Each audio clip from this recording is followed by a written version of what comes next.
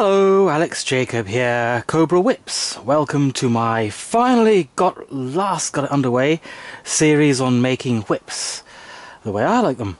There are many ways of making whips, I should think, but this is mine. I'll be starting with a 7-foot bullwhip by way of a kind of project to cover most of the techniques. But I'll be looking at other designs and types as I go along. Right. Types and anatomy. Let's get that underway. Okay. That's a bullwhip. That's a bullwhip. Rigid handle with integral thong tapering down is a bullwhip. That's the pommel or the knob or the blunt end. That's the grip. Surprise, surprise. That there is the handle. No worries there. The tapered, flexible bit is the thong. The plaited bit, the expensive bit you pay for. At the end of the thong, let's get a traditional one, hey? At the end of the thong, you will normally find a single strand of heavy-duty leather, known as a fall, attached on with a set of hitches. My preferred method when using a leather fall these days is to include what's become known as an English eye. It's a neater transition.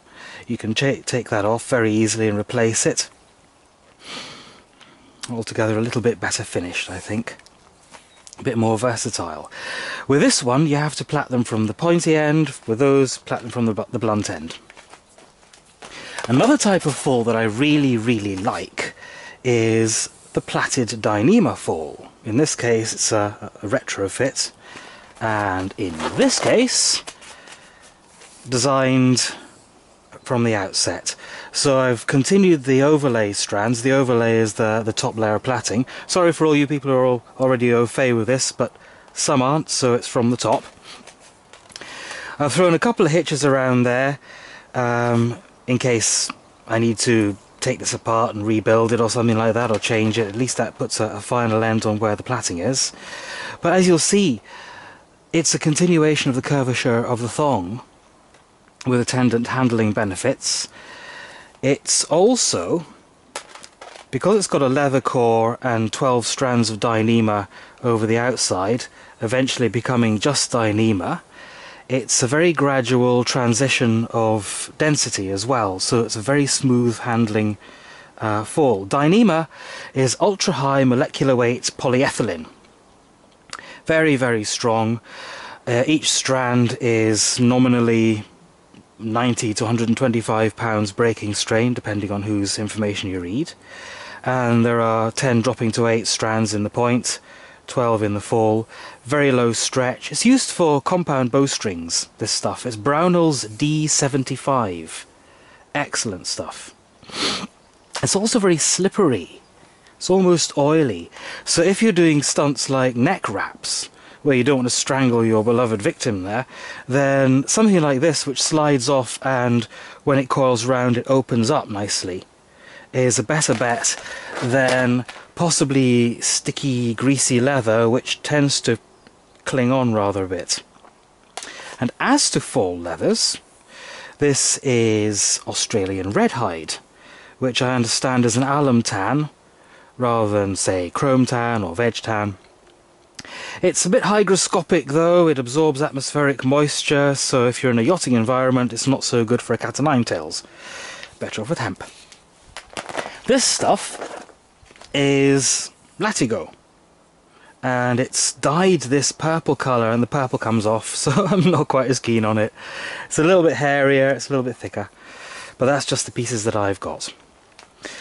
Right, on the end of the fall you'll find the cracker, or if you're an American, the popper. If you're British, poppers are different. I like a long cracker. That's the warhead, really. So there's no point in having a 6-inch cracker and a 6-inch fall, and half the duty falls to the fall, and half it's cracking on with a cracker. They wear out, they're replaceable. If you use Dyneema, the very fine filament at the end is an absolute bugger for tangling up. So you've got to get really in there with your fingernails to untie them gently. Oh yes, look. Out of the 8 strands at the point, only one of them forms the hitch, and then another one from the other leg, because it's twisted. It's got a very, very small cracker. If you're playing with human targets, then you might want to consider things like abrasion and knocking chunks out of your poor accessory. Right. Let's check the aid memoir, because this is take 3. Right. Why a whip cracks? Ah, yes. Yeah, good, good, excellent. A whip cracks because you are essentially, people call it throwing whips. I'm not letting go. I'm not even relinquishing control of the energy. I want to control that energy all the way down. But it's a throwing action, so let's stick with it for now. Okay, right, okay. You've got this amount of weight, whatever that happens to be, and you throw it forward at kind of cricket ball speed.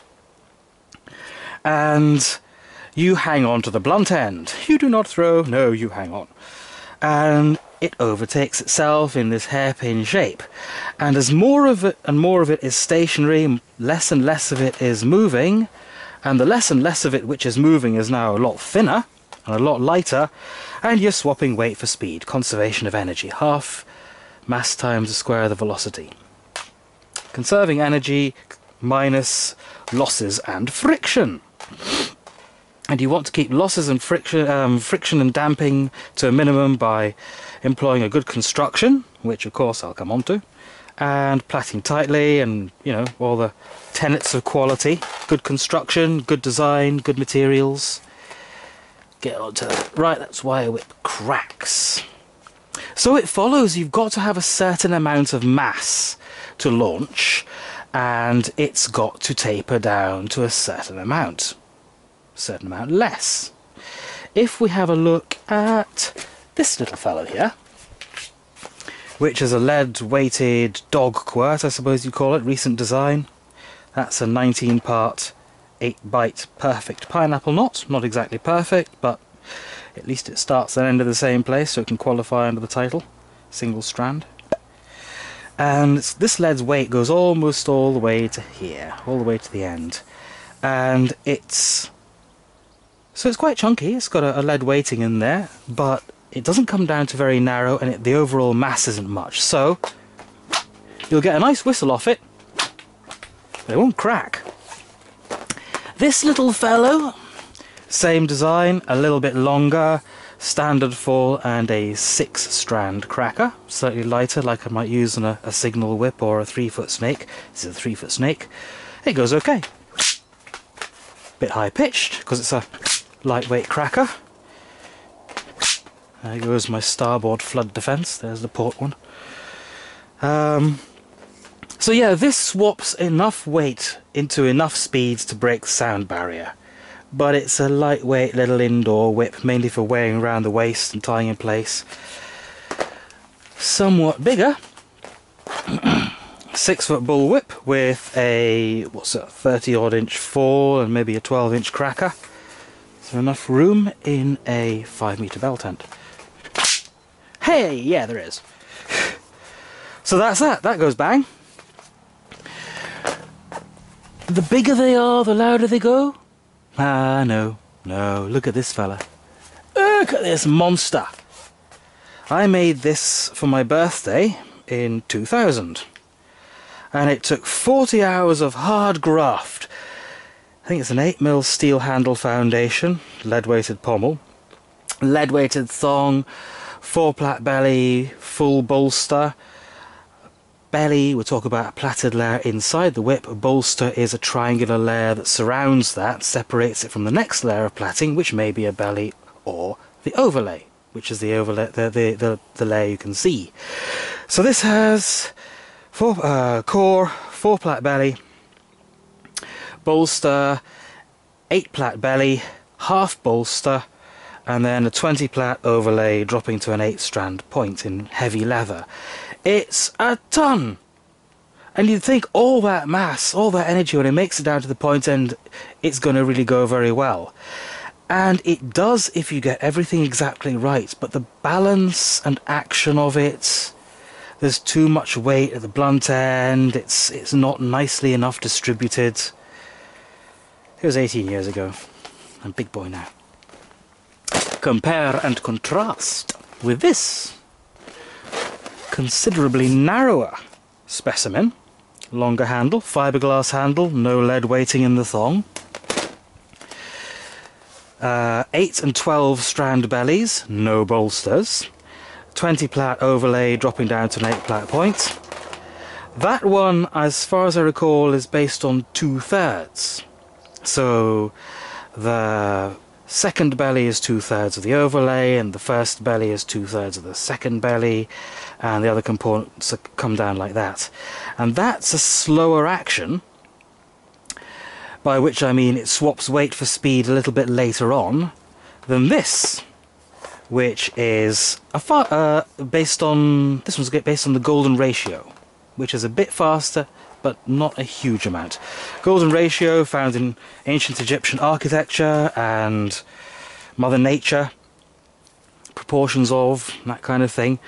Handles beautifully. Plenty of mass, not nearly as much as that thing. Not as long. This is nominally 10 foot, so it's 10 feet down to where the fall is attached, but it has a 4 foot long fall, rather longer than usual, and a 15-inch cracker, because the fall and cracker are 1.618 times the length of the overlay, excluding the handle.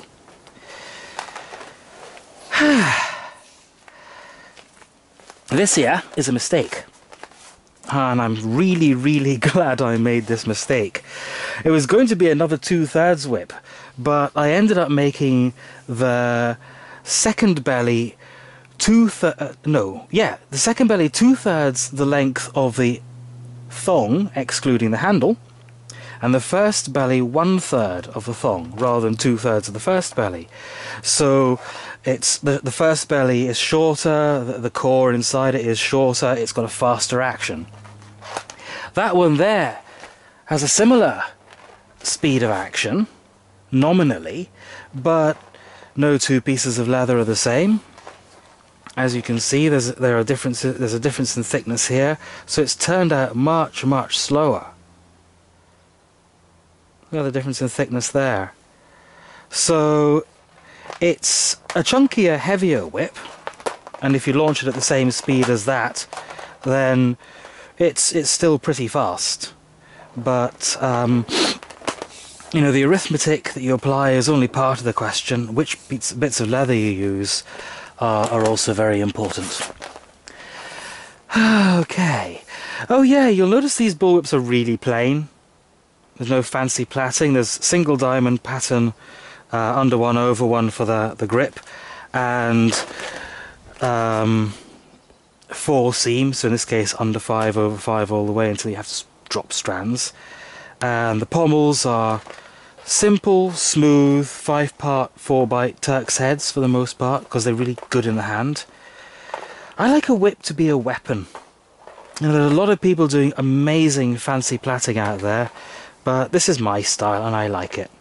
The Occam's razor style, trimmed to perfection, nothing there that shouldn't be there, and nothing missing. Pray God. Right, stock whips. Luke, here's a couple. Made this one in May 2000, and it has its widest point around about 9 inches down the thong. Quite trad, and a traditional set of keepers on it, which is basically 1 loop here, 1 loop there, captive reef bend, job done.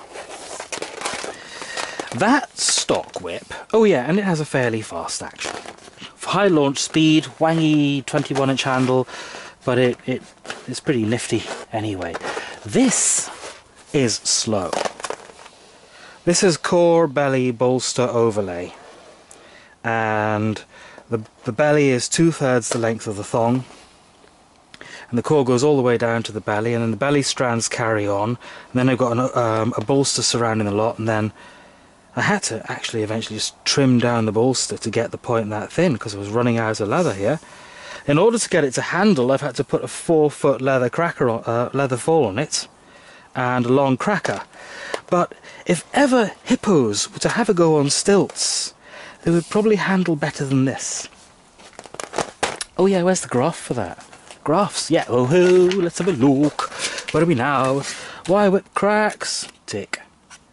Mass, speed, tick. Balance. Balance is subjective. Do you like a whip that has its feel a little bit further forward? So it's more of an antenna, you can feel what's going on. Or do you like it to come out straight from the palm of the hand? Okay, I'm looking at a long-handled bullwhip here and a snake whip here, but if it were a 6-foot bullwhip with a 9-inch handle foundation, then do I weight the pommel? Do I not? This one has a fiberglass foundation, that's steel. Macho personal preference. Is it a question of right and wrong? It's a question of right or wrong if you're the one using it. Okay, so we can tick off balance, types of whip, their anatomy and function. Right, the cracking whips are designed to crack. What they get used for is another matter. So here in Blighty, we are not really very keen on herding cattle around. Poor cattle, they come to call. No, these are mainly for sport whip cracking and occasionally the beast and other wenches. That has a bearing on how one designs and builds. As alluded to earlier, small knots are better than big knots, so nice and smooth here, because if you're doing a waist wrap or neck wrap, then you don't really want to knock chunks out of your beloved. That's an alum-tanned deerskin cracker, made by a Viking buddy of mine to a 16th century Venetian recipe. Very strong. It's essentially preserved rawhide, again quite hygroscopic, but it's good for keeping the noise down. It's less abrasive than your standard twine cracker. And that didn't even go off. That one did. High pitched, not very loud. Over here we have a pair of rather well hammered Florida cow whips by Adam Winrich in exchange for one of my little signal whips. These are made of paracord, nylon paracord. Rather nicely done, but he knows what he's doing. He's a seriously hot multiple whip cracker of the two-handed variety. I prefer two hands on one whip so I can keep it off the ground so it's nice and clean when I hit somebody with it. Hooray! This is a fire whip. It's got a tapered chain core, it's wrapped around with hessian and plaited over with firewick. It's pretty crude and it goes through petrol like a Ferrari, but it blows wonderful fireballs off the end and it destroys itself in around about 3 sessions, so it's living in a bag waiting to be repaired. This, dare say you'll never see one of these in your life.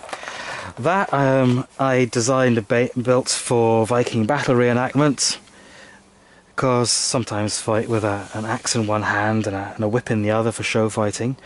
And that has a 4-plait kangaroo hide belly for strength and lack of stretch and to keep the shape, with a 4-plait thick cowhide overlay for ruggedness and robustness when pounding it off someone's chainmail. Because cowhide is quite good for impact resistance, much more so than kangaroo hide, but kangaroo skin, which is what I use in all of these, is about 5 times as strong, I read, as the next best thing. The next best thing being something like, I don't know, buffalo calf or veg tan goat. More designs of whips. Bull whips, stock whips, Florida cow whip, another bull whip, these two. I suppose you'd call them bull whips because they have the classic, well, they have the rigid handle, quite long, and tapered thong, and they're built around Vic Firth drumsticks. That one being a classic metal, and that one being a 2B. Lead-weighted pommel, lead-weighted thong, no plaited belly, just a couple of tapered layers of chrome tanned suede split cowhide as the core, and then in this case a 12 to, well, both cases 12 to 8 strand overlay in the thickest kangaroo I could lay my mitts on, which is why it's a bit knobbly here and there, thick and thin patches of kangaroo. I wanted a fighting whip. People had asked me about fighting whips, so I looked it up, and the Filipinos are the only guys who do it, and they're short and brutal, because the reload time for a big whip is a bit, you know, silly unless you're really nimble on your pins. But you can get in close with that, it won't tangle in the street furniture, and you can pound your opponent mercilessly with the blunt end and use it for takedowns and locks. Anyway, that's that. But this one was designed to be similar to that on the cover picture on Flash for Freedom by George MacDonald Fraser. So there's a nifty looking whip, let's have a go. And they both handle well. Now this is a surprise, there's kind of an alchemy involved, because the arithmetic I've been pounding away at for 23 years professionally as a whip maker, and quite substantially before that as an amateur. This has got a 50% lead weight, 50% of the thong, and that's a third. They both go. This one, this snake whip, uses the same type of lead weighting in those, which I'll describe as we go along, and it's golden ratio sections. So the lead weighting here is in lieu of the first belly, then the second belly is 1.618 times longer than that, and so the overlay, and indeed the fallen cracker. Having an English eye, and me having an absolutely wicked sense of the silliness, I've got a bunch of lashes that go on the end of that for the vis anglais, you know. Blunt ends. Blunt ends that you hang on to, so they've got to be nice and comfy. This one is not nice and comfy. Oh, it's okay actually. This one is not nice and comfy. It's cylindrical with a sharp edge and ridges, and I haven't beveled the strands because I didn't back then. But I bevel my pommel strand now as well as the other strands. So it's okay with a full hand grip, but actually in the hand it's just too much in the wrong shape. Personal thing. But over the years, the bullwhip handle foundation has become a little bit more oval for my preference. Beveled strand, nice and smooth, fits well, either like that or comfortable like that. Some people like them shorter, some longer. So on these I've got a 5-part 4-bite Turk's head, gone round 3 times. On that, the pineapple knot, nice long grip. And here I've plaited from the blunt end, and this is a 12 plait, and I've simply cut the strands of the overlay wider at the pommel, narrowed them down and carried on plaiting. Shambok style, for beasting the wenches again. Over here in the SM corner, continuation of shot-loaded whips. Traditionally, leather shot tube, conical leather bag or lead shot, plait over it. I have a different method which I'll share in due course. These two do not have plaited bellies. That's a 20-strand Texas-style horse squirt, but long enough to tie in place around my waist, with a multitude of warheads and its own little baggie. There's one around my hat, which sails through customs every time. No lead weighting, just a triangle of leather with a 12 plait overlay dropping to a 6 plait point. And inordinately efficacious, wouldn't you know? 2 little shamboks, shot loaded, same design of shot tube, but this is a 16-strander with no plaited belly and your more modern pommel shape. I made this, I sign and date everything. You see 618 AJ, there you go. And I take lots of notes, so if someone gets the whip and goes, Alex, you made me a whip 10 years ago. Ha, did I? What's written on it? There's an old one. When did I make you? December 02. And that is really still very stiff, because this particular piece of leather was quite thin and quite elastic, and I pulled the hell out of it. So even now, it's very springy and resilient. So it's quite flamboyant. It's got to flourish about the place. Heavy though, so I don't tend to carry it much. Where are we? Suitability, purposes, and preferences. Yeah. What do you want a whip for? What do you like? Big grip, little grip? Where are you going to be using it? How much space? Is something going to have to compromise? You want a whip to crack, but you haven't got much space. Okay, 4-foot bullwhip, 3-foot snake, little signal whip. You want to do body wraps. Right, okay. Unless you've got a very sizable partner, a 6-foot bullwhip should do you just fine. Because it'll go around a couple of times, it won't take out too much space and everything. A longer whip won't tend to go around more times because it'll slow down and start spiraling down to the ankles. So you'll simply be doing the same thing but standing further away, which is jolly D if you have the space. But if you haven't, it's going to sit there in your bag and you won't be able to play.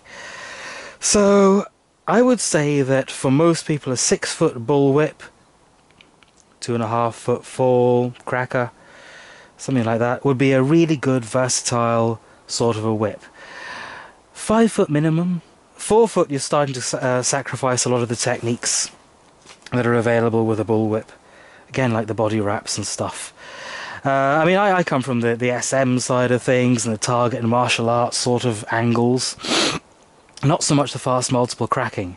I want to be able to hit what I aim at, reload, get out of the way of incoming, or fly my partner like a kite until she has endorphins coming out of her ears. And that means sensitivity. It's not enough to go wham, bang, wallop past the sound barrier. If you've got a whip that handles really badly, let's go outside. And you find the whip that handles really badly. Okay, climb outside. Hey, hey. Right. Welcome to Wales. It's not raining. Right. Do you see that shape of that? Let's see if we can get it to go off. See that ripple as it comes back? There, it actually went off and it rippled even worse. That is atrocious. That is desperately bad. Meanwhile,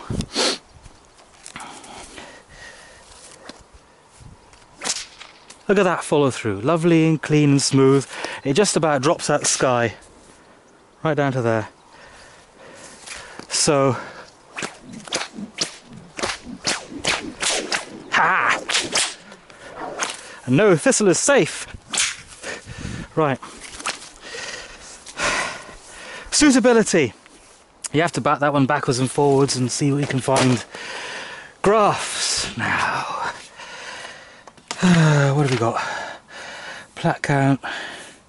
Plat count.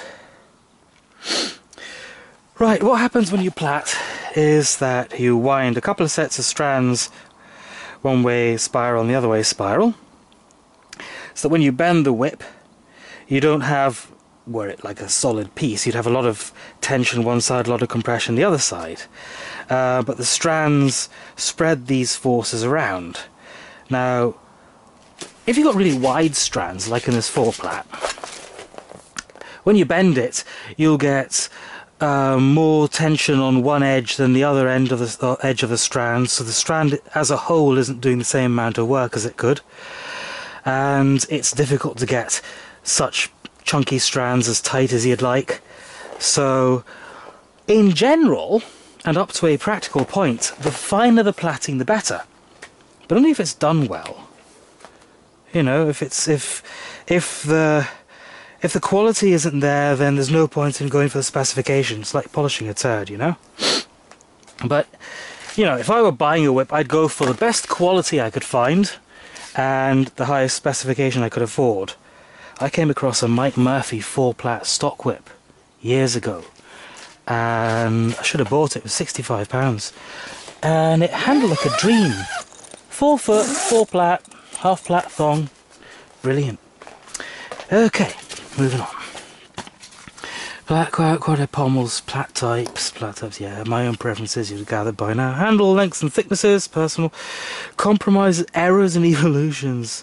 Got to overdo and underdo things. Is the belly long enough? Don't know until it's too long.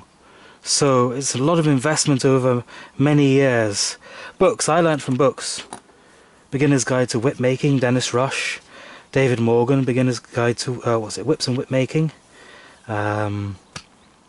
Ron Edwards' book, R.M. Williams, Bruce Grant, Encyclopedia of Leather and Rawhide Braiding. Notes. Draw out the whip like that, and any notes from previous whips, draw out shapes of leather that I'm going to cut. That's how it eventually turned out, that bit. Time everything on a stopwatch. And when it's all said and done, well actually no, as work progresses, I like to take a graph of the bullwhips. There's the first belly, second belly, and overlay with strand drops and bound ends and any little points of interest along the way, and there's the pommel thickness up there. And so I can compare them for speed of action. These look quite similar. That's because they are. Except this one has a plaited Dyneema fall, and this one has an English eye. This is Paul's. Oh yeah, that belongs to you. Look at this stock whip. You couldn't get slow without having a rope. It's dreadful. Where are you? There. Okay, second go at Paul's whip, because yeah, I made that for my mate Paul, and he wasn't very happy with it. He wanted to do fast wraps, fast body wraps in a club environment, and it's a bit heavy, it wasn't breaking in quite right, which is another aspect. It's getting quite good now. So I made him a different one. I changed the design, changed several aspects of the design, and yeah, perfect, handles like a dream. So, as much like Alfred's as possible. Where's Alfred's? There you are. There's Alfred's, and there's Paul's second one. Much steeper down here, more dished, much faster action. Much more like that, really. Whereas George likes big chunky whips, so this midpoint here carries much further down than here. Ah, right. Okay, materials. Handle foundations. I will be using for the next whip this. Here's one I made earlier, look. And that is the blunt end of a 43-inch driving whip core, something of that nature. Parallel for the first 6 inches, then tapers down. What I do is I drill a hole in the blunt end, the pointy end, to take the initial core, chamfer it off, and I sort of splice a filler into there, and then build the whip around that. I mentioned steel rod. A lot of people use 6mm steel spring steel rod, which has the same cross-sectional area of steel as this 10mm with a 1mm wall mild steel tube, which I've come to favour quite a lot, because core can go down the middle and you chamfer off the outside on a bench grinder. Do I really need to show you how to use a saw and a bench grinder? And in this case, a little rickety drill stand with a Black & Decker. Job done. So 20 minutes of cussing. Right, there is. Oh yeah. I used to use fiberglass rod. Don't know if you can see, but the hole is slightly off center. And as I got better at whip making, I got better at doing holes in solid than buying the blasted things. And I also got a lot fussier. Right, now that is handles. There are others, there are drumsticks, there's canes, there's all sorts, but like I say, for the project coming up, that. Lead weighting. Yeah, lead weighting.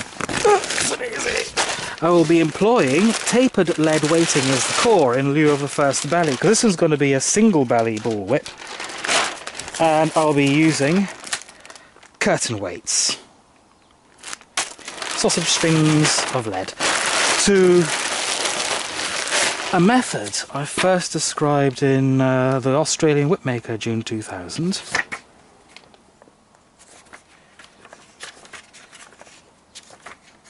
Yeah, weighted thongs, any good, by me.